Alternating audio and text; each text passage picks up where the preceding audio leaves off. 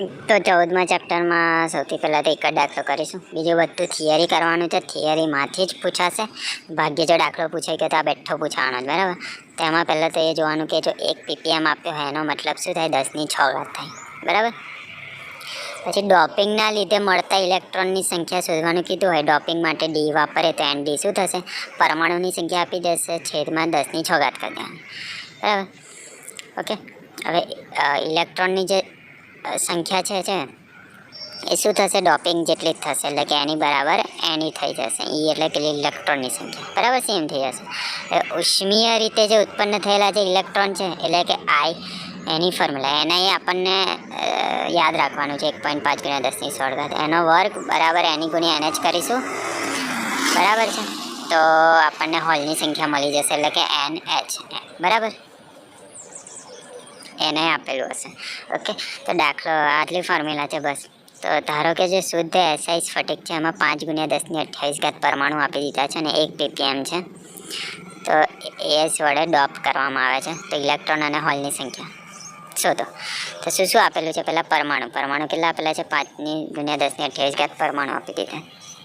બીજું 1 ppm આપી દીધો છે, એટલે કે 10⁶. તો 2 હોત તો 2 × 10⁶. ડોપ કરવામાં આવે છે.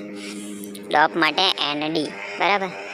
તો એની ઇલેક્ટ્રોનની એટલે કે NE શોધવાનું છે અને હોલની એટલે કે NH, હોલ માટે H, બરાબર. આપી શું દીધું છે? NI આપી દીધું છે. NE તો ND પરથી મળી જશે. તો પહેલાં ND શોધીએ. ઓકે, ડોપિંગ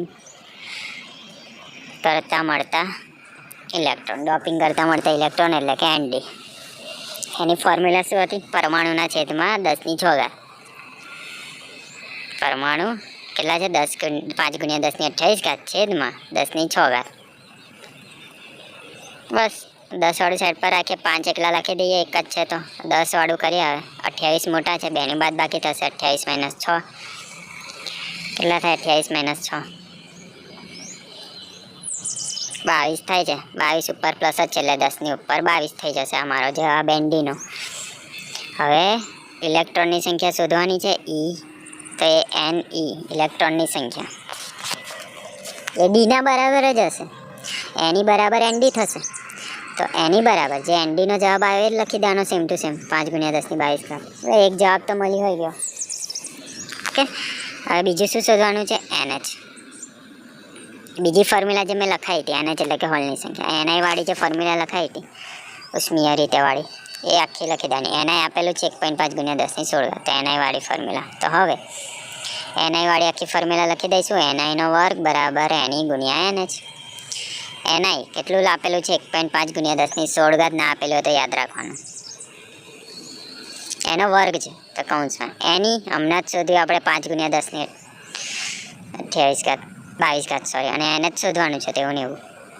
પહેલાં વર્ગવાળું સોલ્વ કરીએ. આ વર્ગ 1.5 પાસે જશે અને આની પાસે પણ જશે.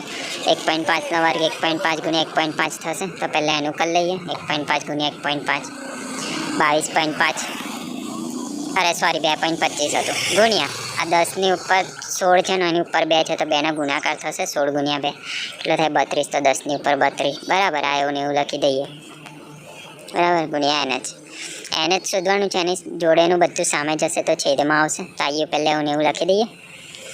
અને આ સામેવાળું આ આખું છેદમાં આવતું રહેશે. 5 × 10⁻22 બરાબર NH.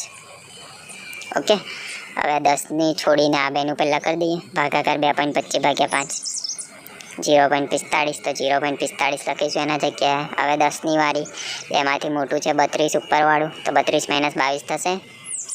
કેટલું થાય? 32 - 22, 10 ને ઉપર પ્લસ જ છે ઓલરેડી, બરાબર છે. તો 10ની 10 ઉપર પ્લસ જ છે ઓલરેડી. તો 10ની 10 આ મને મળી ગયા ને. બસ પૂરું, આટલો જ છે દાખલો. સિમ્પલ છે.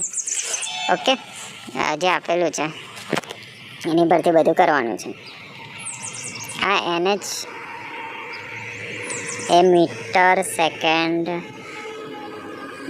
ચાલશે, નહીં લખે તો ચાલશે આની અંદર. ચલો ને, આટલું જ રાખવાનું, બરાબર છે.